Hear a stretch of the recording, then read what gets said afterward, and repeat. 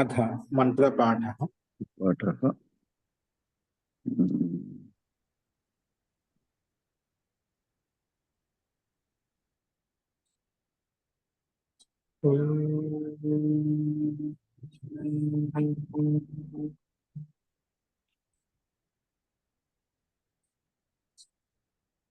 सहनाववतु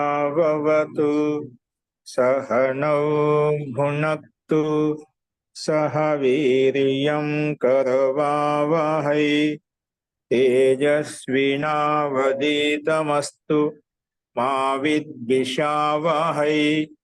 ओम शांति शांति शांति।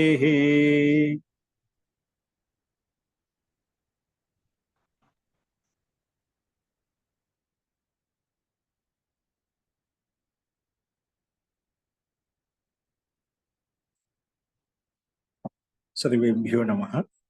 अंदरिकी नमस्कारम अंडी।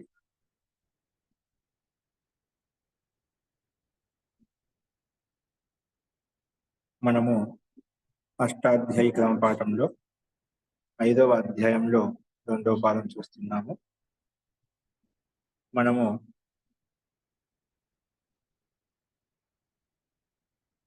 36వ సూత్రం వరకు మనం ప్రస్తావించుకున్నాము. ఈ చెప్పిన పాఠంలో ఇంకా ఎవరికైనా ఏమైనా సందేహాలు ఉంటే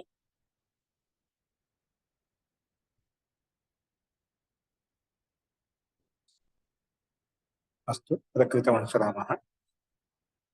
చూడండి 37వ సూత్రము 2వ పాదంలో ప్రమాణే ద్వయసజ్ దగ్నై మాత్రచః. ప్రమాణే ద్వయసజ్ దగ్నై మాత్రచః. ప్రమాణే పద విభాగం వచ్చేసి ప్రమాణే ప్రమాణే సప్తమి విభక్తి ఏకవచనం, ద్వయసజ్ దగ్నై మాత్రచః ప్రథమ విభక్తి బహువచనం.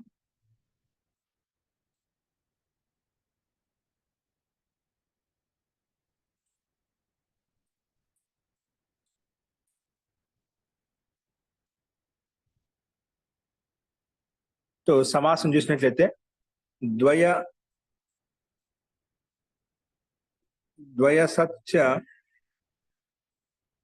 ద్వయసచ్చ దగ్నచ్చ మాత్రచ్చ.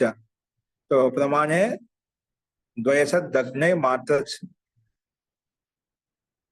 ఇది ఇతరేతర యోగ ద్వంద్వ సమాసం. అనువృత్తి వచ్చేసి పైనుంచి తదస్య తద్దితాః జ్ఞా ప్రాతిపదికాత్ ప్రత్యయః పరశ్చ. ఇవన్నీ అనువృత్తి వస్తున్న పైనుంచి మనకు అర్థః. చూడండి, ప్రమాణ సమానాధికరణాత్ ప్రథమ సమర్థాత్ ప్రాతిపదికాత్ షష్ఠి అర్థే. షష్ఠి విభక్తి యొక్క అర్థంలో ప్రమాణ సమానాధికరణాత్ ప్రథమ సమర్థాత్ ప్రాతిపదికాత్ షష్ఠి అర్థే. షష్ఠి విభక్తి యొక్క అర్థంలో ద్వయసచ్ దగ్నచ్ మాత్రచ్ ఇత్యేతే ప్రత్యయాః భవంతి. ఈ ప్రత్యయాలు వస్తాయి. तो ప్రమాణ సమానాధికరణ వాచ్య ప్రాతిపదికముల చేత అది ఒకటి ప్రథమ సమర్థమై ఉంటే ప్రథమ సమర్థ ప్రాతిపదికం చేత షష్ఠి అర్థే షష్ఠి విభక్తి యొక్క అర్థంలో ద్వయసచ్ దగ్నచ్ మాత్రచ్ ఈ మూడు ప్రత్యయాలు అన్నమాట. ఇత్యేతే ప్రత్యయాః భవంతి. ఈ ప్రత్యయాలు వస్తాయి అని చెప్పి ఈ సూత్రం ప్రస్తావించింది. ఉదాహరణకు వరుః ప్రమాణం అస్య వరుద్వయసం. వరుః ప్రమాణం అస్య వరుద్వయసం. వరుదగ్నం వరుమాత్రం. జానుద్వయసం జానుదగ్నం జానుమాత్రం. క్రమంగా మనకు మూడు ప్రత్యయాలకు ఉదాహరణ కనిపిస్తుంది. వరుః ప్రమాణం అస్య. వరు అంటే జంగ తొడ ఏదైతే ఉందో. వరుః ప్రమాణం అస్య అస్య ఏదైనా ద్రవ్యస్య ఏదైనా కావచ్చు. వరుద్వయసం అంటామంట. అలాగా వరుదగ్నం వరుమాత్రం. జాను ప్రాతిపదిక జాను ప్రతి తీసుకుంటే జానుద్వయం జ్వానుద్వయసం. ఉరు అనేది తీసుకున్నాం ప్రాతిపదిక. ఇక్కడ ప్రమాణ సమానాధికరణ వచ్చి దీర్ఘ ఊకారం కదండి ఊరు. అవునండి, కరెక్ట్. తో ఊరు శబ్దం చేత, ఊరు అనే శబ్దం చేత, ప్రథమ సమర్థవంతమైన ఊరు శబ్దం చేత మనం ద్వయసచ్, దగ్నచ్, మాతృ ప్రత్యయాలు తీసుకుంటే మనకు ద్వయసచ్ వచ్చినప్పుడు ఊరు ద్వయసచ్, ద్వయసచ్ కనుమతి లోపల చేసుకుంటే ద్వయస మిగులుతుంది. ఊరు ద్వయస. ఇక్కడ మనకు డైరెక్ట్ రెండు కలుపుకున్నాం, ఏం చేయలేదు ఇక్కడ. వృద్ధి కానీ గుణం కానీ అంటే ఏం లేవు ఇక్కడ. ఉదు ద్వయస. అలాగే ఉదు దగ్న, దగ్నచ్ కనుమతి లోపల దగ్న మిగులుతుంది. ఉదు దగ్న. మాత్ర కనుమతి లోపల మాత్ర మిగులుతుంది. ఉదు మాత్ర. ఈ రకంగా మనకు మూడు శబ్దాలు ఇలా సిద్ధిస్తాయి. తర్వాత అన్నిట్లలో వస్తువు తెచ్చుకొని సుస్థానం అమి పూర్వ చేసుకుంటే ఉదు ద్వయసం, ఉదు దగ్నం, ఉదు మాత్రం అనే రూపాలు మనకు సిద్ధిస్తాయి.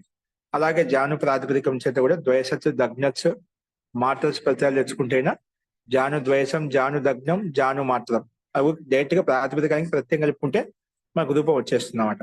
అలాగే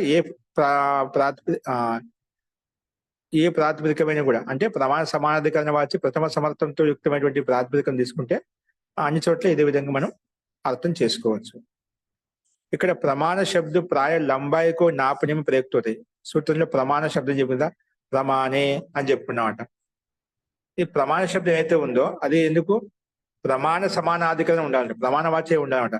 కాబట్టి ఇక్కడ ప్రమాణ సమానాధికరణ వాచి ప్రాతిపదికం షష్ఠి అర్థే, షష్ఠి అర్థమే అంటే ద్వయసచ్, దగ్నచ్, మాత్రచ్ ఈ మూడు ప్రత్యయాలు వచ్చాయి మనకు. కానీ ఇక్కడ ప్రమాణ శబ్దం దాదాపుగా లంబాయికి నాపునేమే ప్రయుక్తి అవుతాయి, అంటే ఒక పొడవును కొలవటానికి ప్రయోగిస్తాం. ప్రమాణ శబ్దం అంటే దీని ప్రమాణం ఎంత అంటే మనం పొడవును కొలిచే సందర్భాన్ని ఇది ఉపయోగిస్తామంట. పరంతు యహ ద్వయసచ్, దగ్నచ్ ఉంచాయి నాపునేమే వ్యవహృత అవుతాయి. అక్కడ పొడవు అని చెప్పాము, ఇక్కడ లంబాయి అంటే దీర్ఘ వెడల్పు. మన లంబాయి అంటే ఇక్కడ ఇది కూడా పొడవు అనుకో, లంబా అంటే పొడవుగా కొలుస్తున్నాం. ద్వయస దగ్నచ్ ఉంచాయి నాపునేమే వ్యవహృత అవుతాయి. ఇవి కూడా ఉంచాయి అంటే ఎత్తును కొలవడంలో ప్రయోగించబడతాయి అన్నమాట, అలా వ్యవహరించబడతాయి. ఈ రెండు ప్రత్యయాలు కూడా ఏవి ద్వయసచ్, దగ్నచ్ ప్రత్యయాలు కూడా. అలాగే మాత్రస్ ప్రత్యయ ఉంచాయి, లంబాయి సభీ ప్రకారకే అవి కేవలము ఉంచాయిని అంటే ఎత్తును కొలవడానికి మాత్రమే ఉపయోగపడతాయని చెప్పాడు. కానీ మాత్రస్ ప్రత్యయము అది పొడవైనా వెడల్పైనా, ఉంచైనా లంబాయి అయినా అంటే పొడవైనా వెడల్పైనా అన్నింటిలో కూడా ఇది ఉపయోగించబడుతుంది అని ఆ రకంగా ఇక్కడ దీని యొక్క ప్రమాణం అనేది ఏ రకంగా తీసుకునేది ఇక్కడ చెప్పబడింది. ఉదాహరణ అదేవిధంగా ఉదుద్వయసం జలం, జంగాతక్ గహరా జలం అంటే తొడల వరకు నీళ్లు ఉన్నాయి. ఉదు దగ్నం, ఉదు మాత్రం అంటే ఏదైనా కానీ, దగ్నం అంటే ఇక్కడ ఉదు దగ్నం ఒక జలం తీసుకుని ఇంకేదైనా పదార్థం తీసుకున్నా తొడల వరకు వచ్చాయి అర్థంలో ఇక్కడ మనకు ఉదు దగ్నం, ఉదు మాత్రం అనే రూపాయలు మనకు సిద్ధించాయి. అలాగే జాను ద్వయసం, జాను అంటే గుట్టన మోకాళ్ళు, గుట్నేత గహరాజల్ అంటే మోకాళ్ళ వరకు నీళ్లు ఉన్నాయి, మోకాళ్ళ వరకు నీళ్లు వచ్చాయి అనే సందర్భంలో జాను ద్వయసం, జాను దగ్నం, జాను మాత్రం అని ఈ మూడు ద్వయసచ్చు, దగ్నచ్చు, మాత్రచ్చు ప్రత్యయాలు తీసుకుంటే ఈ రకంగా రూపాయలు మనకు సిద్ధిస్తాయి. కాబట్టి ఈ రకంగా తొడల వరకు అనే అర్థంలో, మోకాళ్ళ వరకు అనే అర్థంలో ఈ పదార్థం ఉంది, ద్రవ్యం ఉంది అనే అర్థంలో మనం ఈ ఉదాహరణలు మనం అర్థం చేసుకోవాలి. ఫస్ట్ ఇవి ఒక ప్రమాణం తెలుపుతున్నాట, ఒక కొలతను తెలుపుతున్నా. ఇప్పుడు మోకాళ్ళ వరకు, తొడల వరకు అంటున్నాడు, ఒక కొలతని చెప్తున్నాం కదా, ఒక ప్రమాణం చెప్తున్నామట. కానీ ప్రమాణవాచి ప్రాతిపదికం కాబట్టి మనకు ప్రమాణార్థంలో ఉంది కాబట్టి ఈ ప్రత్యయాలు వస్తాయి. ప్రమాణార్థంలో మాత్రం ఈ ప్రత్యయాలు వస్తాయి, అన్ని చోట్ల రావన్నమాట. అస్తు యహాసే సంపూర్ణ సూత్రకి అనువృత్తి 38వ సూత్రం వరకు కానీ కింది సూత్రం వరకు వస్తుంది. మళ్ళీ పై సూత్రం యొక్క తాత్పర్యం కూడా చూడండి. పురుష హస్తిభ్యాం అనచ, పురుష హస్తిభ్యాం అనచ, పురుష హస్తిభ్యాం పంచమీ విభక్తి ద్వివచనం అన్, ప్రథమ విభక్తి ఏకవచనం చ అవ్యయపదము. ఈ రకంగా మూడు పదాలుగా విడగొట్టుకున్నాము. సమాసం వచ్చేసి పురుష హస్తిభ్యాం అనే సమస్త పదాన్ని ఓపెన్ చేస్తున్నాం. ఏమున్నాయంటే అందులో ఏ శబ్దాలు ఉన్నాయంటే పురుషశ్చ, హస్తిచ, పురుష హస్తినౌ, పురుషశ్చ అస్తి చ పురుష హస్తినౌ, తాభ్యాం పురుష హస్తిభ్యాం, తాభ్యాం పురుష హస్తిభ్యాం ఇతరేతర యోగ ద్వంద్వ సమాసం. అనువృత్తి వచ్చేసి ప్రమాణే ద్వయసద్ దగ్నై మాత్రచ ఇవన్నీ పైంచి సంపూర్ణ అనువృత్తి వస్తుంది. తదస్య తద్దితాః జ్ఞా ప్రాతిపదికాత్ ప్రత్యయః పరశ్చ ఇవన్నీ అనువృత్తి వస్తుంది అన్నమాట. అర్థః ప్రథమ సమర్థాభ్యాం పురుష హస్తిన్ ఇత్యేతాభ్యాం ప్రమాణ సమానాధికరణాభ్యాం ప్రాతిపదికాభ్యాం అస్య ఇతి షష్ఠ్యర్థే అన్ ప్రత్యయో భవతి. ద్వయసచ్చ దగ్నచ్చ మాత్రచ్చ చ ద్వయసచ్చ దగ్నచ్చ మాత్రచ్చ చ. ఎందుకంటే పై సంపూర్ణంగా సూత్రం అనువృత్తి వస్తుంది కదా. సో ఈ సూత్రం అనుపత్తిని తెచ్చింది చకారం చేత పై 3 ప్రత్యయాలు తెచ్చుకుంటాం. ఆ రకంగా 4 రూపాయలు వచ్చేస్తాయి. మనం 4 ఉదాహరణలు మనం ఇక్కడ తీసుకుంటాం అనమాట. అందుకే ఇక్కడ మళ్ళీ ప్రథమ సమర్థాభ్యాం పురుష హస్తిన్ ఇత్యేతాభ్యాం ఈ 2 ప్రాతిపదికలు తీసుకున్నాం. పురుష హస్తిన్ ఇత్యేతాభ్యాం ప్రమాణ సమానాధికరణ ప్రమాణ వాచి సమానాధికరణంతో యుక్తమైనటువంటి ప్రాతిపదిక ఉంటే గన అందుకే ప్రమాణ సమానాధికరణాభ్యం 2 కాబట్టి భ్యాం పెట్టుకున్నాం. ప్రమాణ సమానాధికరణాభ్యం ప్రాతిపదికాభ్యం అస్య షష్ఠీ విభక్తి ఉండ అస్య ఇది షష్ఠీ అర్థే అన్ ప్రత్యయో భవతి. అన్ ప్రత్యయం వస్తుంది అని వస్తుంది. అలాగే చకారాత్ ద్వయసచ్చ దగ్నచ్చ మాత్రచ్చ ఈ 3 ప్రత్యయాలు కూడా వస్తాయి. ఏదంతో పురుష హస్తిన్ ఈ 2 ప్రాతిపదికల చేత ప్రమాణవాచి ప్రాతిపదికం చేత ఇక్కడ సమానాధికరణ ప్రమాణవాచి ప్రాతిపదికం చేత మనకు ద్వయసచ్చ దగ్నచ్చ మాత్రచ్చ అలాగే ఈ సూత్రంలో చెప్పినటువంటి అను ప్రత్యయం కలుపుకుంటే ఇది 4 రూపాయలు మనకు కనిపిస్తున్నాయి కింద చూడండి. పురుష ప్రమాణమస్య పౌరుషం. ఇక్కడ ఏంటి అను ప్రత్యయం వచ్చిన పురుష ప్లస్ అన్న పురుష ప్లస్ ఆ అన్నకి అనుమతిలో చేసుకుంటే ఆ మిగులుతుంది. ఆ తెచ్చుకుని చేసుకుంటే పౌరుష ప్లస్ ఆ ఎస్సీ లోపం చేసుకుంటే పౌరుష ఆ కలిపితే పౌరుష. తర్వాత సు తెచ్చుకుంటాము. సుస్థానంలో అమ్మ అమి పూర్వ చేస్తే పౌరుషం అనే రూపం మనకు సిద్ధిస్తుంది. అలాగే పురుష ద్వయసం పురుష దగ్నం ద్వయసత్ వచ్చినప్పుడు పురుష ద్వయసం దగ్నత్ వచ్చినప్పుడు పురుష దగ్నం మాత్రత్ వచ్చినప్పుడు పురుష మాత్రం. ఇక్కడ కూడా సుస్థానంలో అమ్మ అమి పూర్వ కామన్ గా కనిపిస్తుంది. అలాగే హస్తిని ప్రాతిపదికం చేత హస్తిన్ ప్లస్ అన్న అని ప్రత్యేక ఆ అని ప్రత్యేక నితి ప్రత్యేక అంటే ఆదేశకు రిద్ధి చేసుకుంటాం. తదితే స్వచామాదేహి అప్పుడు హస్తిన్ అనేది హాస్తినిగా మాది హాస్తిన్ ఆ కలిపితే హాస్తిన నా హలంత కదా. నా హలంత పక్కన అన్ని ప్రత్యయంలో ఉండే ఆగలుపుండే హాస్తిన వస్తుంది. అకారాంతం కాబట్టి మళ్ళీ సు తెచ్చుకుంటాము. తర్వాత సుస్థానం అమ్మ అమి పూర్వ చేసుకుంటేనా హాస్తినం అలా వస్తుంది. అలాగే హస్తిన్ ప్రాతిపదిక చేత ద్వయసత్ ప్రతిని తెచ్చుకుంటే హస్తిన్ ద్వయసం. ఇక్కడ నలోపహ ప్రాతిపదికాంతస్య ప్రకారంగా నలోపం చేసుకుంటామట.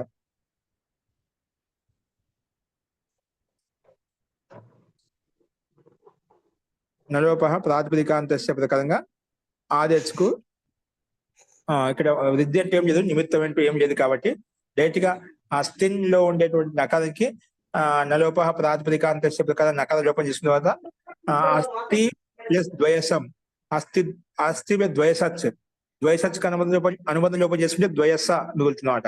కలిపితే అస్థి ద్వయస. తర్వాత సుస్థానంలో అమ్ము అమి పొదువ చేస్తే అస్థి ద్వయసం. అలాగే అస్థి దగ్నం అస్థి మాత్రం కూడా ఇదే విధంగా అర్థం చేసుకోవాలి. అస్తు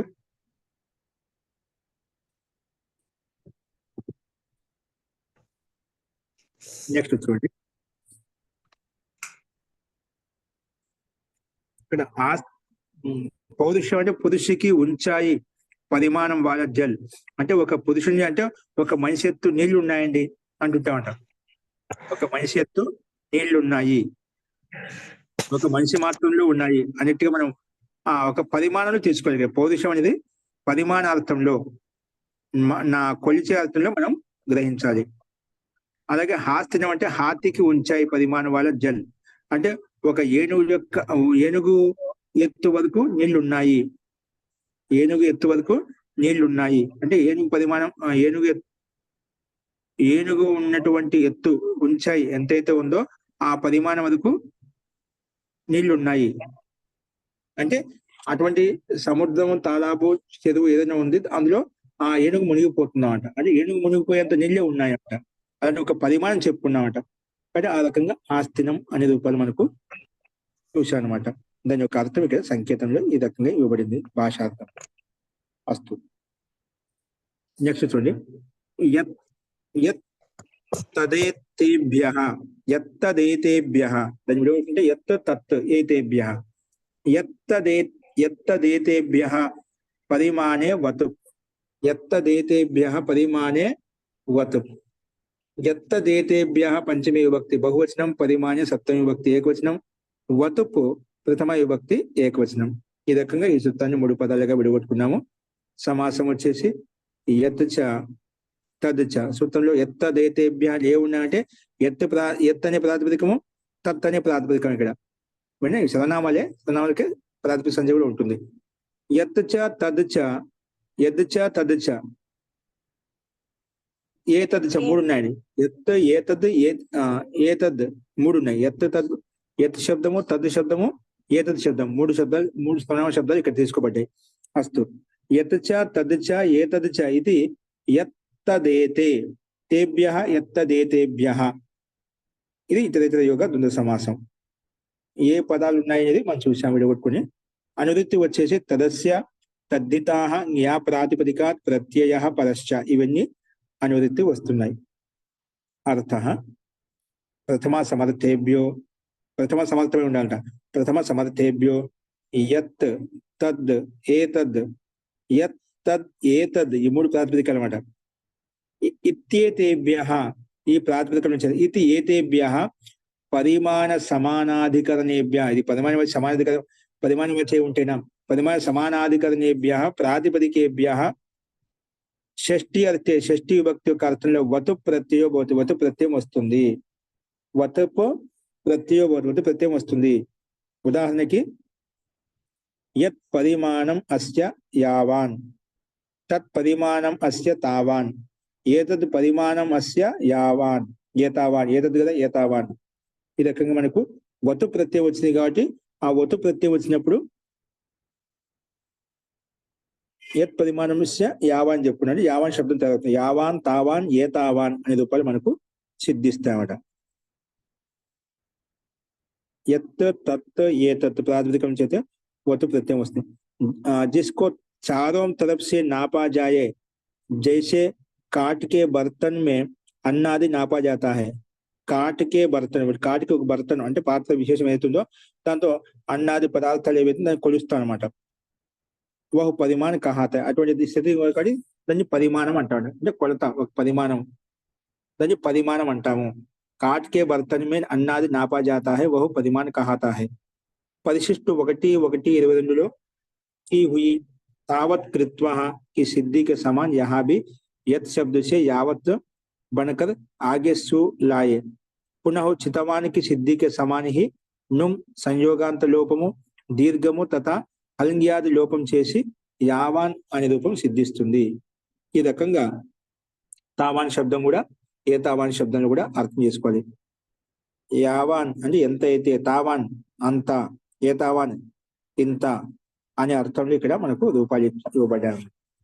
ఫస్ట్ సో మనకు 1:2:22 ఇచ్చినటువంటి ప్రకారంగా ఈ రూపసిద్ధి మనం చెప్పుకున్నాం. చితవాన్ ఆ రూపసిద్ధి ఎలా చెప్పుకున్నా అలాగా ఇక్కడ సేమ్ అదే విధంగా ఇవ్వబడింది. యత్ అనే ప్రాతిపదికం చేత మనకు ఇక్కడ చితవాన్ శబ్దం దృష్టిలో పెట్టుకోండి ముందు. సో యత్ అనే ప్రాతిపదికం చేత మనం సామాన్యంగా ప్రథమ సమర్థం అని చెప్పారు. ఇక్కడ ఏం చెప్పారు? ప్రథమ సమర్థేభ్యో యత్ అని చెప్పుకున్నాం. కాబట్టి యత్ అనే ప్రాతిపదికం చేత ప్రథమ సమర్థం అంటే ముందు ప్రథమ భక్తి ఏకవచనంలో సు తెచ్చుకుంటాము. సు తెచ్చుకున్న తర్వాత అప్పుడు ప్రథమ సమర్థవంతం యత్ ప్రాతిపదికం చేత మన ప్రకృతి సూత్రం ప్రకారంగా వతు ప్రత్యయం తీసుకుంటాం. సో యత్ సు వతుపు, వతుపుకు అనుబంధం లోపం చేస్తే వత్ మిగులుతుందన్నమాట. వతుపుకు అనుబంధం లోపం చేస్తే హలంతం ఉకారానికి ఉపదేశ అజనునాసికేత్. అప్పుడు ఏం మిగులుతా? వత్ మిగులుతుందన్నమాట. ఏం మిగులుతుంది? వత్ మిగులుతుందన్నమాట. వత్ మిగులుతుంది.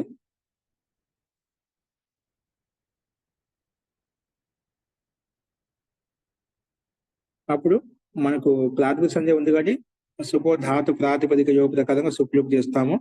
అప్పుడు ఎత్ వతుక్క వత్ మిగిలింది, ఎత్తు ప్లస్ వత్. ఇక్కడ ఆ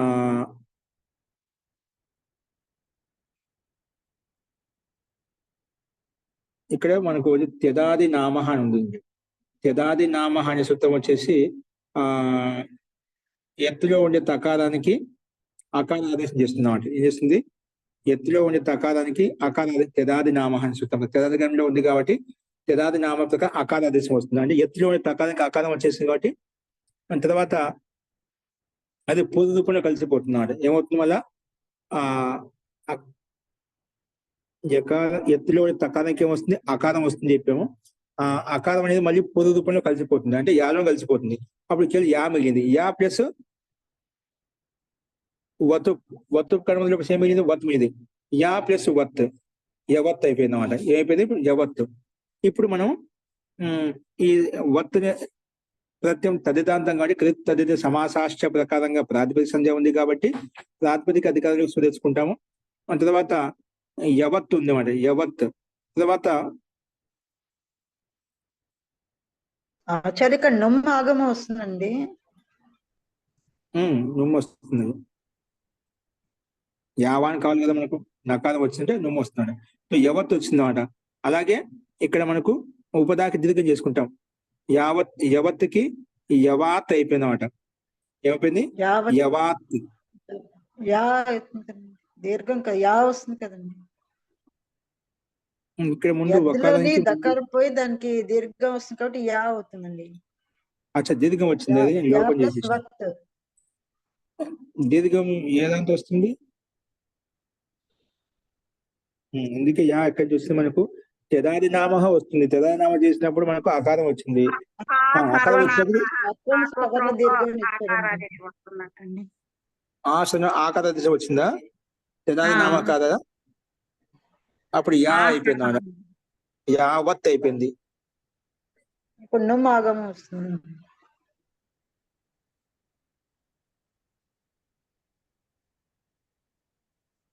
యావత్ అలాగే సు తెలుసుకునే కదా. తర్వాత యావత్లో దీర్ఘం చేసుకుంటాం ఉపదాయ సర్వనామస్థాని చా సంబుద్ధో ప్రకారంగా వత్తు కదా, అత్వ సంతస్య చా ధాతో ప్రకారంగా ఉపదాయ దీర్ఘం వస్తుంది. అప్పుడు యావత్ యావాత్ అయిపోయింది. తర్వాత నుమ్మ ఆగము చేసుకో ఉగి తెచ్చాం, వత్తు ప్రత్యయం కదా, ఉకార ఇతి చేసాం కాబట్టి ఉగి తెచ్చాం సర్వనామస్థాన చా సర్వనామస్థాన చా ధాతో ప్రకారంగా నుమ్మ ఆగం వస్తుంది. యావా నుమ్ త్, యావా నుమ్ త్, నుమ్ కర్మలో వచ్చి నా వెళ్తుంది. యావా న్ త్. ఇక్కడ మనకు సంయోగాంతస్య లోప ప్రకారంగా అంతిమ తకారం లోపిస్తుంది. యావాన్ సు నకారం హనంతం కాబట్టి హలం గ్యాప్ దీర్ఘ ప్రయుక్తం హలి ప్రకారంగా అంతిమ సకారం సు కూడా వెళ్ళిపోతుంది అన్నమాట. అప్పుడు యావాన్ మిగులుతుంది అన్నమాట. యావాన్ రూపం సిద్ధిస్తుంది. అలాగే తత్శబ్దాన్ని కూడా ఆ సర్వనామస్థానం ప్రకారంగా దీర్ఘం చేస్తుంది. తత్తులో ఉండే దకారంకి ఆకారం వస్తుంది కాబట్టి అప్పుడు అది దీర్ఘం చేసుకున్న తా అయిపోతున్నాడు. తా ప్లస్ వత్ తావత్ తావాన్గా మారిపోతుంది. అలాగే ఏతావత్ ఏతది శబ్దానికి ఇక్కడ ఏతా అయిపోతుంది. తర్వాత వత్ ప్రత్యయానికి 8 లోపల చేస్తే వత్ మిగిలింది, అది ఏతావత్ అయిపోయింది సమస్త పదం. ఈ ఏతావత్ వచ్చిన తర్వాత సు ఉపదాయక దీర్ఘము ఏతా వా త్ నుమ్ ఆగము ఏతా నుమ్ ఆగము తర్వాత దానికి 8 లోపము యా ఏతావా త్ సంయోగాంత లోపము నకార లోపం చేసుకుని సంయోగాంత లోపము అలాగే హలింగ్యాభ్య దీర్ఘ సతస్య ప్రయుక్తం ప్రకారంగా సులోపం చేసుకుని ఏతావాన్ అలాగే తావాన్ యావాన్ రూపాయలు మనం అర్థం చేసుకోవాలి. అస్తు, ఇది ఈ సూత్రం యొక్క అర్థానుగుణంగా ఉదాహరణ మనం చూసాం. నెక్స్ట్ చూడండి, ఇక్కడ परिमाण कहाता, परिमाण को కింద ఒక टिप्पणी इच्छा, तराजू से तौले गए परिमाण के लिए संस्कृत में उन मना शब्द का व्यवहार होता है. అంటే తరాజు అని తక్కెడ అంటాం కదా మనం. ఇక్కడ మనం లౌకికంగా తరాజు అని తక్కెడ, దానికి సంస్కృతిలో ఏమంటే ఉన్మాన అంటామంట. ఏమంటాము సంస్కృతిలో? ఉన్మాన. ఉన్మాన అంటే మానను కొలిచేది, రాజు కొలుస్తుంది కదా, ఉన్మాన అని చెప్పి సంస్కృతిలో ఉపయోగిస్తామంట. परिमाण शब्द सभी प्रकार के ऊंचाई लंबाई बार आदि माप के लिए भी प्रयुक्त होता है. కానీ పరిమాణ శబ్దం మాత్రము ఉన్మాన శబ్దం కేవలం ఏంటి? అది తక్కెడ అనే అర్థం ఉంది. పరిమాణం అంటే కొలిచేది వంటిది, అది ఏదని కాదు చెప్పడం. కొలిచేది అనే అర్థంలో మనము ఇక్కడ ఏం తీసుకున్నాము? కేవలం మనం పరిమాణ అర్థం చెప్పడము ఉన్మాన శబ్దం తీసుకున్నాం.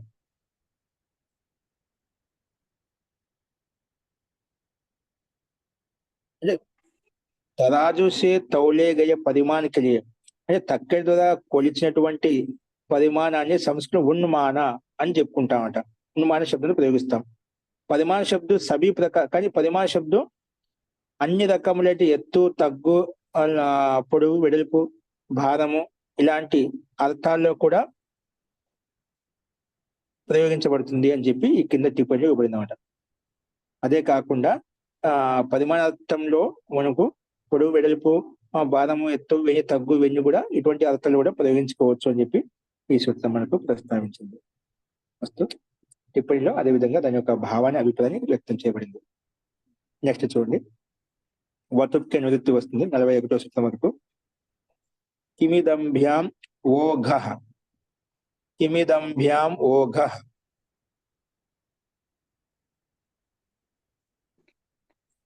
కిమిదం, కిం ఇదం అంటే కిం ప్లస్ ఇదం రెండు ఉన్నాయన్నమాట. కిం సర్వనామము, ఇదం సర్వనామం. కిమిదంభ్యాం పంచమి విభక్తి ద్వివచనం వహ, షష్ఠి విభక్తి ఏకవచనము, ఘహ ప్రథమ విభక్తి ఏకవచనము. సమాసం వచ్చేసి కిమిదంభ్యాం ఏ శబ్దాలు అంటే కిం చ, ఇదం చ, కిమిదౌ. సారీ, కిం చ, ఇదం చ, కిమిదం, కిం ఇదం, కిం ఇదమౌ. కిం చ, ఇదం చ, కిం ఇదమౌ. తాభ్యాం కిం ఇదంభ్యాం, తాభ్యాం కిమిదంభ్యాం. తాభ్యాం వస్తుంది, కిమిదంభ్యాం. ఇతరేతర యోగ తుంద సమాసము. అనువృత్తి వచ్చేసి తదస్య పరిమాణే వతుప్పు తద్ధితాః జ్ఞా ప్రాతిపదికాత్ ప్రత్యయః పరశ్చ. ఇవన్నీ అనువృత్తి వస్తున్నాయి. అర్థః కిం ఇదం ప్రాతిపదికాభ్యాం ప్రథమ సమర్థాభ్యాం పరిమాణే వర్తమానాభ్యాం, పరిమాణే వర్తమానాభ్యాం అస్య ఇత్యేతస్మిన్ అర్థే వతు ప్రత్యయో భవతి. తస్య చ వకారస్య గకారాదేశో భవతి. కిమిదంభ్యాం ఓఘః. ఇక్కడ మాత్రము కిం అనే ప్రాతిపదికము, ఇదం అనే ప్రాతిపదికం చేత ఒక ప్రథమ సమర్థవంతమని కిం ప్రాతిపదికం, ప్రథమ సమర్థవంతమని ఇదం ప్రాతిపదికం చేత పరిమాణే వర్తమానం, ఒకే పరిమాణార్థం వర్తమానంగా ఉంటాయి. పరిమాణం కొలిచే అర్థం వర్తమానంగా ఉంటే గిన పరిమాణే వర్తమానాభ్యాం అస్య ఇత్యేతస్మిన్ అర్థే. అస్య ఎందుకు షష్ఠి విభక్తి చెప్పిన కదా, అస్య ఇది ఏతస్మిన్ అర్థే, షష్ఠి విభక్తి యొక్క అర్థంలో అస్య ఇది ఏతస్మిన్ అర్థే వతు ప్రత్యయో భవతి. వతు ప్రత్యయం వస్తుంది. అలాగే ఈ వతు ప్రత్యయం ఎప్పుడు వస్తుంది? తస్య చ వకారస్య గకారాదేశో భవతి. ఆ వతు స్థానంలో వకార స్థానంలో గకారాదేశం కూడా వస్తుంది. తస్య చ వకారస్య గకారాదేశో భవతి. తస్య చ వకారస్య గకారాదేశం, వకార స్థానం గకారాదేశం కూడా వస్తుంది అని చెప్పి ఈ సూత్రం మనకు ప్రస్తావించింది. ఎప్పుడైతే వతుపు తీసుకున్నా వతుపుతో పాటు అక్కడ మనము కిమ్లో ఉన్నటువంటి, ఇదంలో ఉన్నటువంటి కిం ఇదం అని ప్రాతిపదికం ఎప్పుడైతే వతుపు తెచ్చుకుంటామో ఆ వతుపులో ఉండే వతుపు కనిపించి వా మిగింది. ఆ వకారానికి ఇక్కడ గకారం వస్తుందన్నమాట. అప్పుడు ఏమవుతుంది? వతుపుగా అనుమతి వత్తు మిగింది. ఆ వత్తులో ఉండే వకారానికి గకారం చేస్తున్నాం, గత్ అయిపోతుంది అన్నమాట. ఏమవుతుంది? గత్ అయిపోతుంది. వకార స్థాయి గకారం వస్తుంది చెప్పాం కదా. అప్పుడు ఏమైపోయింది మనకు? కిం వత్, కిం గత్. అలాగే ఇదం వత్, ఇదం గత్. వత్ రాగానే వెంటనే వత్ స్థానంలో గకారాదేశం ఇదం గత్ అలా వస్తుంది అన్నమాట. ఇప్పుడు ఈ స్థితిలో ఆ కిమహ కి అనే సూత్రం ప్రకారంగా కిమ్ స్థానంలో కి ఆదేశం వస్తున్నాడు. కిమ్ వత్ అలా వస్తుంది. కిమ్ వత్. అలాగే ఆ ఇదమో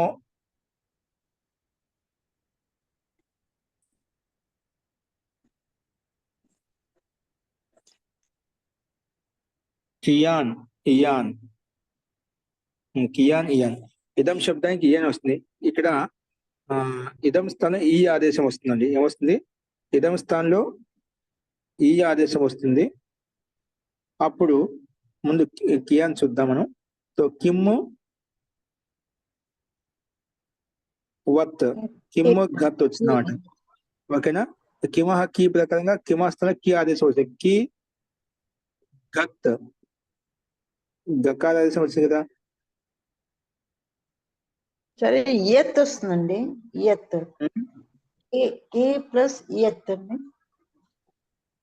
ఘాస్తం ఈ ఆదేశం ఘా వచ్చింది. ఆ ఘాస్తం ఈ ఆదేశం వచ్చింది. ఎట్లా ఇయా వస్తుంది కదండి.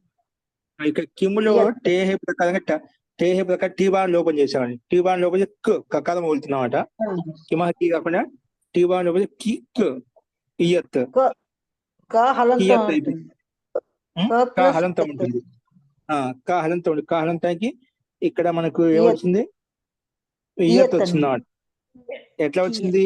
ఘాస్తాలు ఇకారాదే గకారాదేశం వచ్చిన వెంటనే ఏమవుతుంది మనకు? ఇయా ఇయా ఈ ఆదేశం వస్తుందన్నమాట. ఇయా కాబట్టి ఆదేశం వస్తుంది.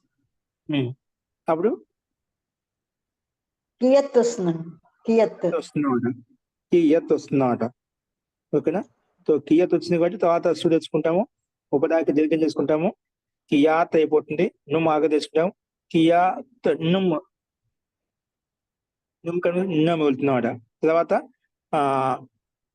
అంతిమ సకారానికి సంయోగాంత శ్లోప నలోప సంయోగాంత శ్లోప చేస్తాం. మళ్ళా సులోపం నలోప ప్రాతిపదికాంత స్వది హలంగ్యాభ్య దీర్ఘాసుతిష్య ప్రిక్తం హలి ప్రకారంగా అంతిమ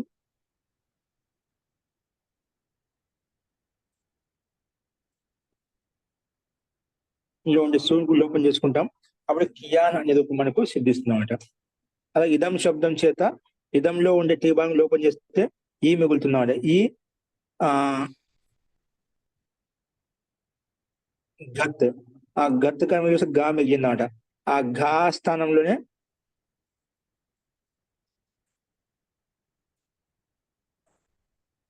ఈ ఆదేశం వచ్చింది. అప్పుడు ఈ ఇయత్ అయిపోయింది. ఇయత్ మళ్ళా సు తెచ్చుకుని సుస్థానంలో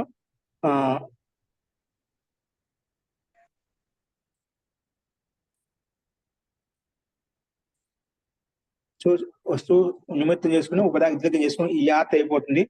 నుమ్ ఆగం చేసుకుంటాం.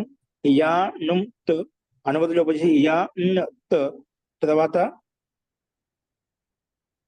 సంయోగాంత లోపము అలాగే చేసుకుంటే యాన్ అయిపోతుంది అన్నమాట.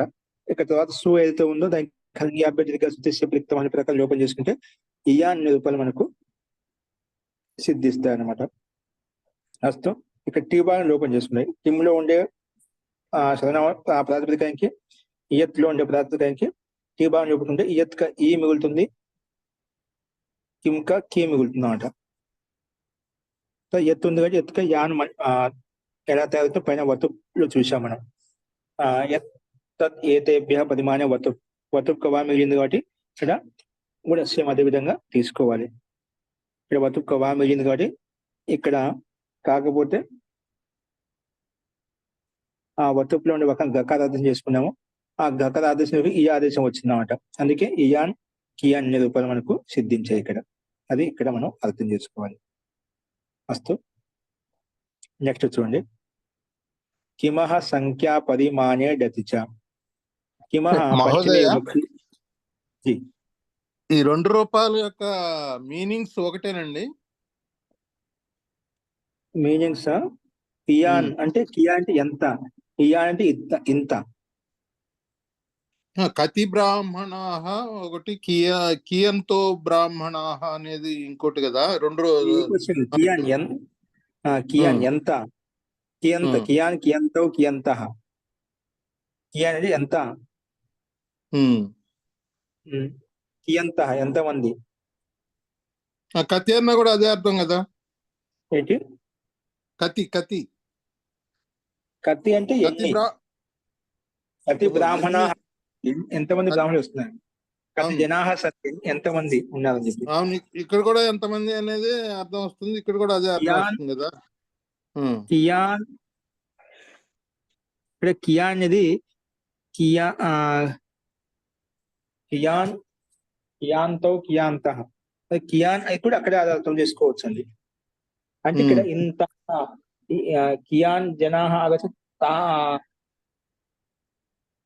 తావాన్ తావా అంటే ఎంతైతే అంత అన్నిటి. కియా అనేది కియాన్ రూప్యకాన్ని భవితుమది తావాన్ రూప్యకాన్ దదాతు. ఎంతైతే కొంచెం అర్థం అదే ఇప్పుడు మారిపోతుంది అక్కడ. ఎంత కియాన్ రూప్యకాన్ని భవితుమర్హంతి, అన్ని రూపాయలు అవ్వచ్చు. ఓకేనా. అక్కడ ఎంత అయితే ఎన్ని రూపాయలు అయితే అలా కొంచెం అర్థంలో మారుతుంది. పదంలో భిన్నత్వం ఉందంటే అర్థం కొంచెం భిన్నత్వం వస్తుంది. దగ్గర దగ్గర అర్థమైనప్పుడు కియాన్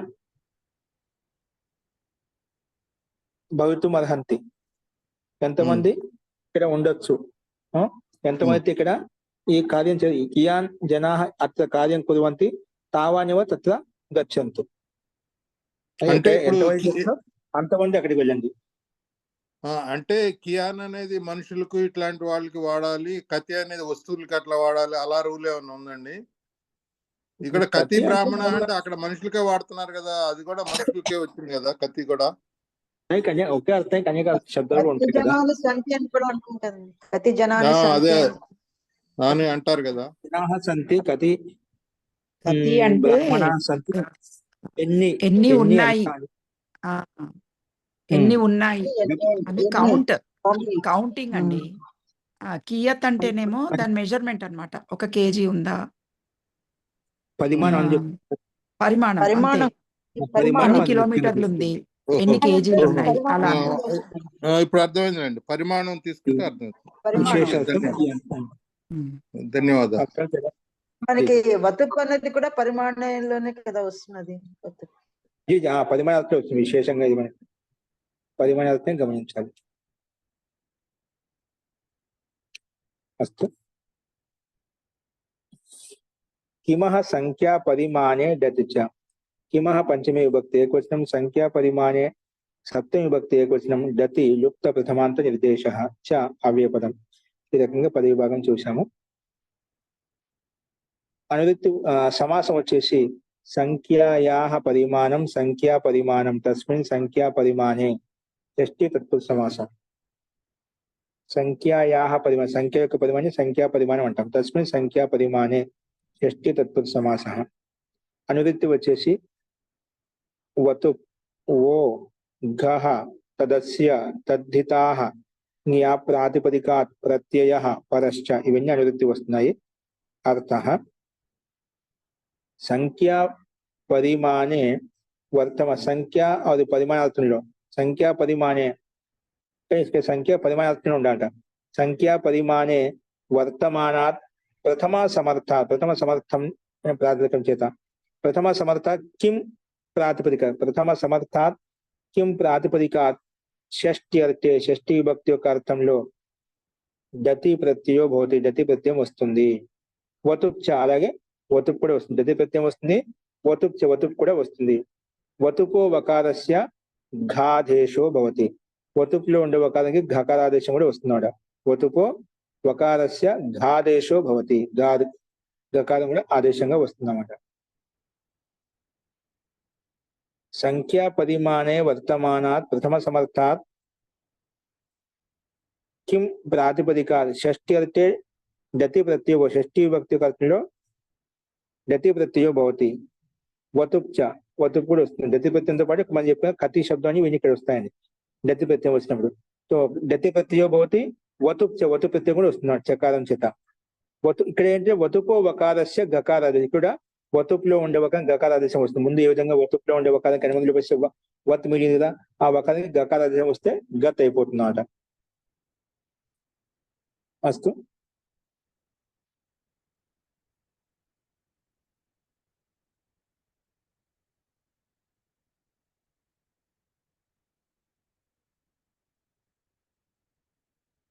సో ఉదాహరణలు మనకు అదే విధంగా ఇచ్చారు చూడండి. కా సంఖ్యా పరిమాణం ఏషాం బ్రాహ్మణానం కతి బ్రాహ్మణాః కియంతః బ్రాహ్మణాః ఇక్కడ ఇచ్చారు చూడండి.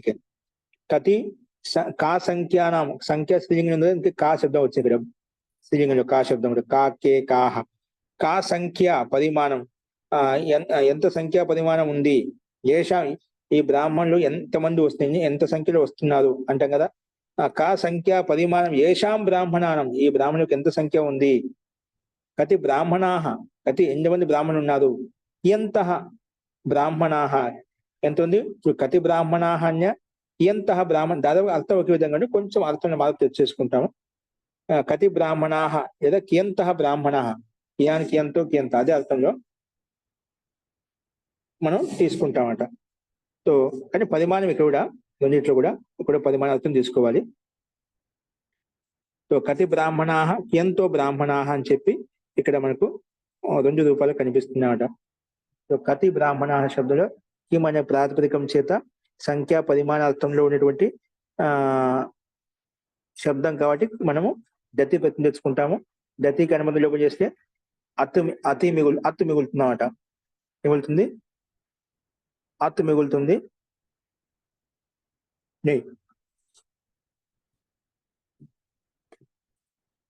టీ మిగులుతుందన్నమాట. గతిలో డకాలు వెళ్ళిపోతుంది, టీ మిగులుతుంది. సో కిం టీ. ఇప్పుడు ఈ స్థితిలో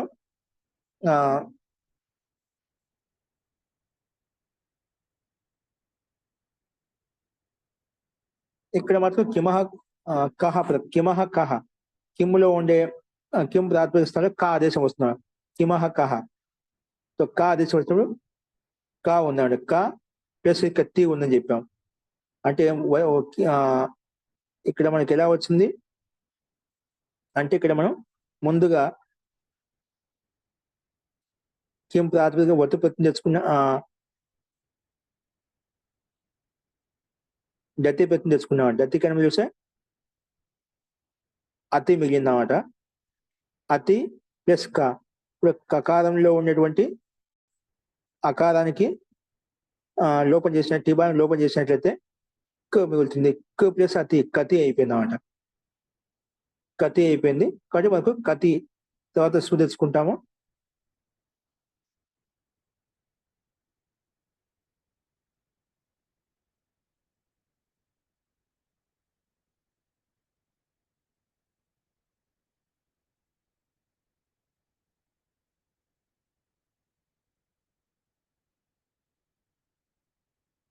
ఇక్కడ మనకు విభక్తి అంటూ ఉండదు. కత్తి అనేది కొన్ని ఆవేశంగా ఉంది కాబట్టి ఇక స్వరభిన్నమైంది కదా కాబట్టి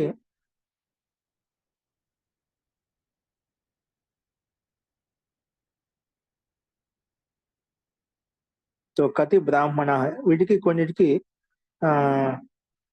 ఆవేశంగా వస్తుందండి. తదితశ్చ అసర్వ విభక్తి ప్రకారంగా ఆవేశంగా వచ్చిన పక్కన విభక్తి అంటూ మనకి ఏం రాలేదు. అది కతి శబ్దం అలా ఉండిపోయింది. పక్కన బ్రాహ్మణ శబ్దం కాబట్టి మనం కతి బ్రాహ్మణ బహుశని జస్ట్ పెట్టుకొని జస్తాన్లో మనకు అనుమతిలో చేసుకుని కలుపుకొని బ్రాహ్మణ వస్తుంది. అది జస్ట్ మనకు నిమిత్త పదము. కతి బ్రాహ్మణ లేదా కియంతః బ్రాహ్మణ కిం ప్రాతిపదికం చేత ఇక్కడ కూడా మనకు పైన నిరుక్తి వస్తుంది కాబట్టి వతు ప్రతి తెచ్చుకుంటేనా కిం వతు కిం వత్ వత్ వచ్చినప్పుడు దాని స్థానంలో గత్ కూడా వస్తుంది కాబట్టి కిం గత్ గకాస్త ఈ ఆదేశం ఈ ఆదేశం తీసుకుంటే ఈ క్ ఈ అంటే కా ఈయ ఇక్కడ మనకు టీబాన్ లోపం చేసుకుంటాం. అప్పుడు క్ ఈయ కలిపితే కియ అయిపోయింది, కియత్ అయిపోయింది అన్నమాట. ఎందుకంటే ఇక్కడ ఏమైందంటే మన వత్తు ప్రత్యేక వత్తు మిగిలింది కదా, అప్పుడు కియత్ అయిపోయింది. కియత్ తర్వాత సు తెచ్చుకొని ముందు చెప్పిన విధంగానే ఉపదాకి దీర్ఘం చేసినాం. కియాంత్ అయిపోతుంది, కియాత్ అయిపోతుంది, నుమ్ ఆగం వస్తుంది. కియా నుమ్ అనుమతి లోపం చేసి కియాంత్ తర్వాత సు తెచ్చుకొని కియాంత అలా వస్తుంది. సు తెచ్చుకొని ఋతు విస్తృతం చేసుకుంటే కన్నా కియాంత బ్రాహ్మణా కియంత బహుశని జస్ తెచ్చుకుంటాం. జస్ స్థానంలో అస్ మిగులుతుంది. కియంతస్ అంతిమ సకాల ఋతు విస్తృతం చేసుకుని కియంత బ్రాహ్మణా ఎంతమంది బ్రాహ్మణులు ఉన్నారు. కతి బ్రాహ్మణ సంతి, ఎంతమంది బ్రాహ్మణులు ఉన్నారు, సేమ్ అర్థం ఇక్కడ మనం తీసుకుంటా ఉంటాం. రూపసిద్ధి సామాన్యంగానే కనిపిస్తుంది. ఇది పరిశిష్టంలో కతి సిద్ధి పరిశిష్టం 1:1:22 చూసాము. అది మళ్ళీ ఒకసారి గమనించండి. ఇప్పుడు విశేషంగా నీట్గా అర్థమవుతుంది మీకు. అస్తు. నెక్స్ట్ చూడండి. సంఖ్యాయాః అవయవే తయప్. సంఖ్యాయాః పంచమి విభక్తి ఏకవచనం, అవయవే సప్తమి విభక్తి ఏకవచనం, తయప్ ప్రథమ విభక్తి ఏకవచనం. అనువృత్తి వచ్చేసి తదస్య తద్దితాః జ్ఞా ప్రాతిపదికాత్ ప్రత్యయః పరశ్చ. ఇవన్నీ అనువృత్తి వస్తున్నాయి. అర్థః అవయవే అర్థే వర్తమానాత్ ప్రథమ సమర్థాత్ సంఖ్యావాచి ప్రాతిపదికాత్ షష్ఠి అర్థే తయ ప్రత్యయో భవతి. షష్ఠి విభక్తి యొక్క అర్థంలో తయ ప్రత్యయం వస్తుంది.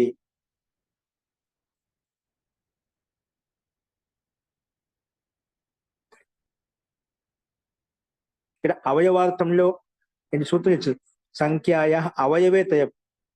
అవయవే అర్థం, అవయవార్థం అంటే ఒక భాగం, భాగార్థంలో. సంఖ్యాయ ఇక్కడ ఏంటి, అవయవే అర్థం. ఇక్కడ అవయవార్థం అంటాం అంటే ఒక భాగార్థం. అవయవే అర్థే వర్తమానాత్ ప్రథమ సమర్థాత్. అవయవ అర్థంలో వర్తమానంగా ఉన్నటువంటి ప్రథమ సమర్థంతో యుక్తమైనటువంటి సంఖ్యావాచ్య ప్రాతిపదిక ఏదైతే ఉందో, సంఖ్యావాచ్య ప్రాతిపదికాత్ షష్ఠి అర్థే షష్ఠి విభక్తి యొక్క అర్థంలో తయ ప్రత్యయం వస్తుంది. తయప్ ప్రత్యయో భవ తయ ప్రత్యయం వస్తుంది. సంఖ్యావాచి ప్రాతిపదికాత్ షష్ఠి అర్థే షష్ఠి విభక్తి అర్థంలో తయ ప్రత్యయం వస్తుంది అని చెప్పి ఈ సూత్రం మనకు ప్రస్తావించుకున్నమాట. అందుకే పంచ అవయవాహ అంటే 5 అవయవాలు ఉన్నాయి దేనికైతే దాన్ని అంటామట. పంచ అవయవాహ అస్య సంతి పంచతయం, దశ అవయవాహ అస్య సంతి దశతయం, లేదా స్త్రీలింగం దశతయి. అలాగే చత్వారః అవయవాహ సంతి చతుష్టయం లేదా చతుష్టయి. ఈ రకంగా మనం 5 అవయవాలతో యుక్తమైంది, 10 అవయవాలతో యుక్తమైంది. అలాగే దశతయి, దశ మండల రూప అవయవాలి రిక్ సంహిత, 10 మండలాలతో యుక్తమైనటువంటి ఋగ్వేదము. రిక్ సంహిత అంటే ఋగ్వేదము. ఎందుకంటే ఋగ్వేదంలో 10 మండలాలు ఉన్నాయన్నమాట. అధ్యాయాలు కాకుండా మండలాలు అంటామట. ఆ మండలాల్లో మన సూక్తాలు ఉంటాయి. ఓకే, ఈ రకంగా మనకి ఇక్కడ స్పష్టంగా అవయవాచి అర్థం కాబట్టి పంచ అనే సంఖ్యావాచి ప్రాతిపదికం చేత ప్రథమ సమర్థమైన ప్రాతిపదికం చేత షష్ఠి విభక్తి యొక్క అర్థంలో అంటే 5 అవయవాలు ఉన్నటువంటి ద్రవ్య విశేషం అయితే ఉందో దాన్ని ఏదైనా కావచ్చు, దాన్ని పంచతయం అంటాము. ఓకే, అది ఇక్కడ మనకు షష్ఠి విభక్తి యొక్క అర్థం తయ ప్రత్యయం వస్తుంది. అంటే పంచని ప్రాతిపదికం చేస్తే తయ ప్రత్యయం వస్తుంది. తయ కనుమతి లోపం చేస్తే తయ మిగులుతుంది. తర్వాత నలోపహ ప్రాతిపదికాంతస్య ప్రకారం పంచంలో ఉండే మూల శబ్దం కదా, నకారం లోపిస్తే పంచతయ కలిపితే పంచతయ. తర్వాత సుస్థానంలో అమ్ము అమి పూర్వ. అలాగే దశని ప్రాతిపదికం చేత తయ ప్రత్యయం తీసుకుంటే దశతయ సు అమ్ము అమి పూర్వ. స్త్రీలింగంలో గీప్ తెచ్చుకుంటే ఇక్కడ తయప్ కదా, ఇక్కడ సూత్రంలో టిడ్డానై ద్వయసద్ దగ్నై మాత్రస్ తయప్ ప్రత్యయం సూత్రంలో ఇచ్చామట. తయప్ టిగ్ఢానై ద్వయసద్ దగ్నై మాత్రస్ తయప్ ఠక్ ఠై కై కొరప అనే సూత్రం ప్రకారం ఇంగీస్ వస్తుంది. ఇంగీస్ దాకా అనుమతి లోపసి ఇంగీ మిగులుతుంది. మళ్ళీ ఎస్సీ అయితే లోపం చేసుకుని దశతయి కలిపి దశతయి అలా రూపం వస్తుందన్నమాట. అలాగే చతుష్టయి ఇక్కడ చతుర్థ ప్రాతిపదికం చేత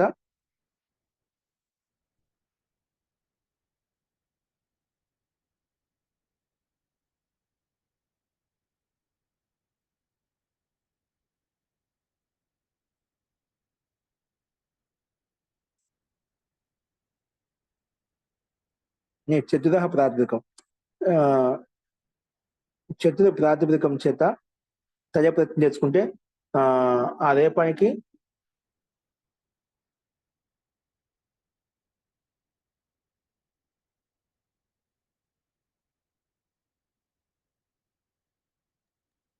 చతుస్ర అని వస్తుందండి. చతుస్రాన్ని తీసుకెళ్ళాం. మనకు మూల శబ్దం అంటే చతుర్ ప్రాతిపదికం చేత రేపాయి విసర్గం చేస్తాం. విసర్గం చేసిన తర్వాత ఆ విసర్గానికి మళ్ళీ సకారం వస్తున్నాడు. విసర్జనీయస్య సహ ప్రకారంగా కది పక్కన ఉంది కాబట్టి సకారం వస్తుందన్నమాట. అప్పుడు ఆ సకారానికి పక్కన టవర్గం యొక్క అక్షరం ఉంది కాబట్టి మూర్ధన్య సకారం వచ్చేస్తుందన్నమాట. అందుకే చతుష్టయ అయిపోయిందన్నమాట. ఓకే అండి. చతుర్ ప్రాతిపదికం తయ తెచ్చుకుంటాము. తయక్క ప్రత్యయం చూస్తే తయ మిగులుతుంది. ఇక్కడ చతుర్థ శబ్దం కదా, దానికి రేపానికి విసర్గానికి రేపానికి విసర్గం చేస్తే చతురహ వస్తుంది. ఆ విసర్గానికి మళ్ళా విసర్జనీయస్య సహ ప్రకారంగా సా చేసుకుంటేనా కరువర్ణం పక్కన ఉంది కాబట్టి అప్పుడు చతుస్ శబ్దం అలా వస్తుందన్నమాట. చతుస్సు ప్లస్ తయం, అక్కడ సకార యోగం ఉంది కదా, స్తోశ్చునాష్టు ప్రకారంగా ఇక్కడ సంధి నియమం ప్రకారంగా ఇక్కడ స్తుత్వం అయిపోతుంది. అష్టునాష్టు ప్రకారంగా, ఎందుకంటే పైన స్తోకి అనువృత్తి వస్తుందన్నమాట. సో స్తుత్వసం చేసినప్పుడు చతుస్తయం అనేది టవర్గంగా మారిపోతుంది. అప్పుడు చతుష్టయం అయిపోయినమాట. చతుష్టయం. ఇక్కడ షకారం వస్తుంది కదండి, మూర్ధన్య మూర్ధన్య శకారం చేస్తున్నాం. దంత శకారం కదా, అది మూర్ధన్య శకారం దేని వల్ల వస్తుంది? హ్రస్వాత్ తాదౌ తద్దితే. హ్రస్వాత్ తాదౌ తద్దితే.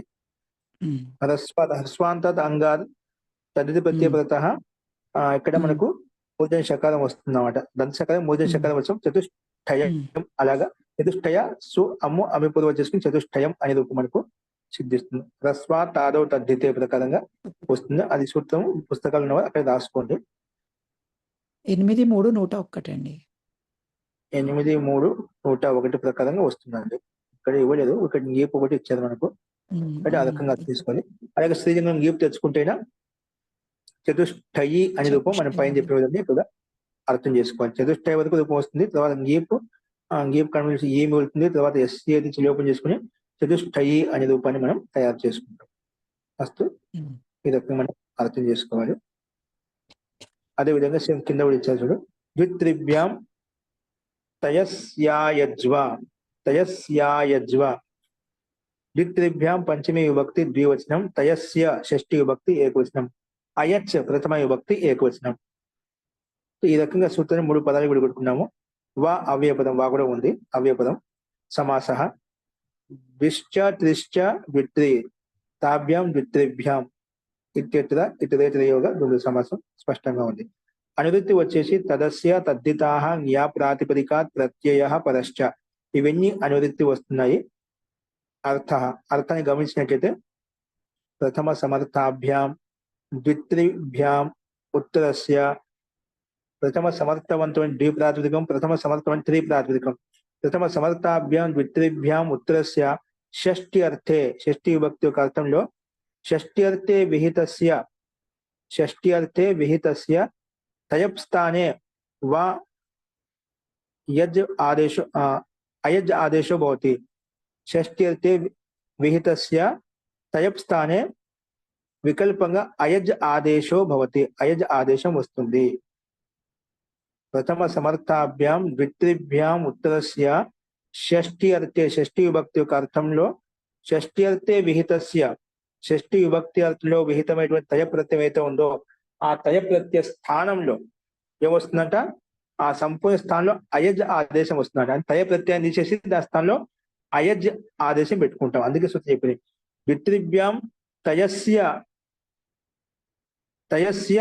అయజ్వా వికల్పం చెప్పుకుంటాం అంటే ఇక్కడ. ఇది వికల్పంగా తయస్య అంటే తయ ప్రత్యయ స్థానంలో అయచ్ ఆదేశం వస్తుంది.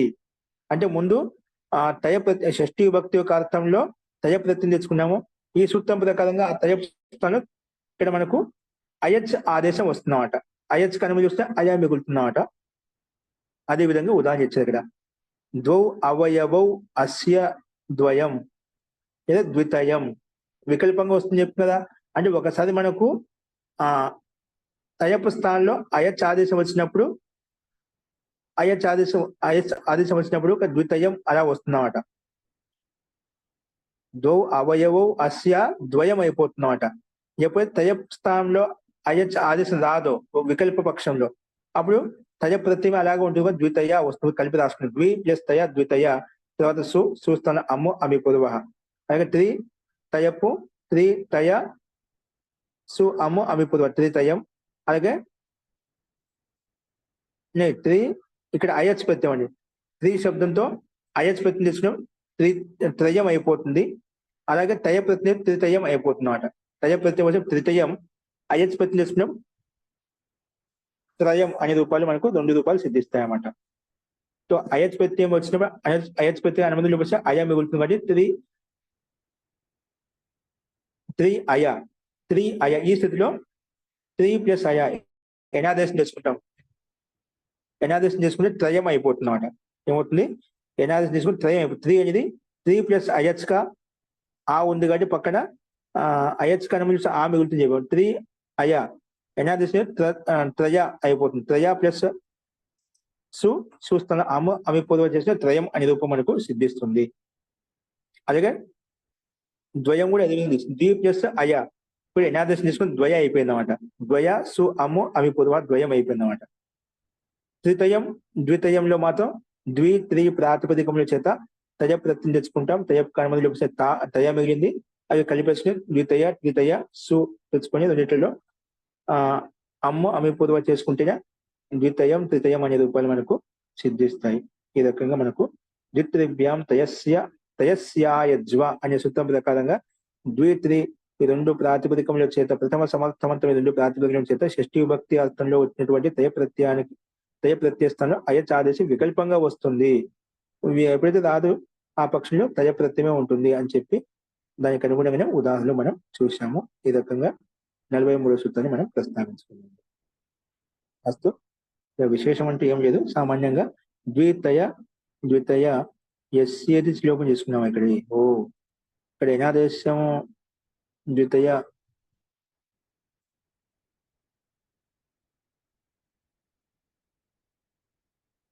ఇకార లోపం అని చూడండి. ద్వితీయ సంఖ్యావాచన తయ ప్రత్యయం వస్తుంది. ఏంటండి? 2 + అయ ఇకార లోపం ఇచ్చారండి. ఇకార లోపం వస్తే ద్వయం అవుతుందని ఇచ్చారు. లోపం చేసుకున్నాం అయితే ఎస్ఏది లోపం చేసుకున్నామట.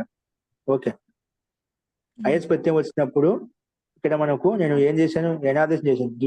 ద్వయ అని చెప్పేశాను. కానీ 2 + అయ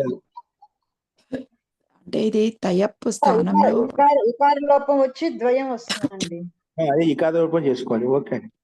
ఎస్ఏది ద్విలో ఉండేది కానీ అయచ్ అనేది ఎకారాది ప్రత్యయం కాబట్టి ఎకారాదిలో ఉండే అంటే అజాది ఎకారాది అజాది ప్రత్యయం ఉన్నప్పుడు వస్తున్నామంట.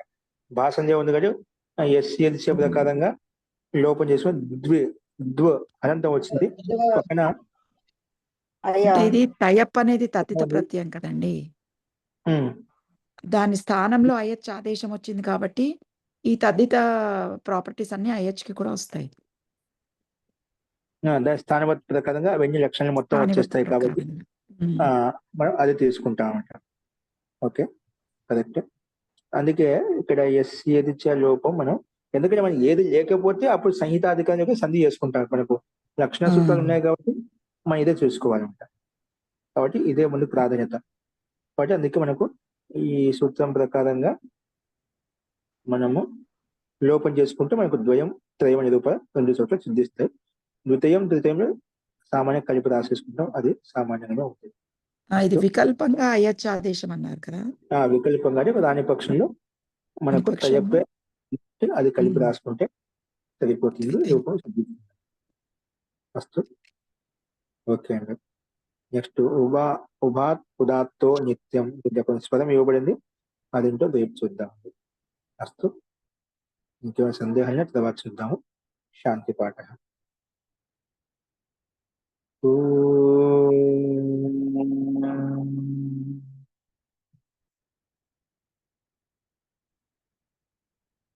సర్వే భవంతు సుఖినః, సర్వే సంతు నిరామయాః, సర్వే భద్రాణి పశ్యంతు, మా కశ్చిత్ దుఃఖభాగ్ భవేత్. ఓం శాంతి శాంతి శాంతి.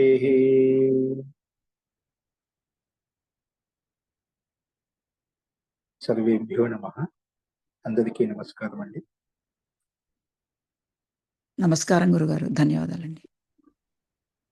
నమస్తే ఆచార్య, ధన్యవాద్.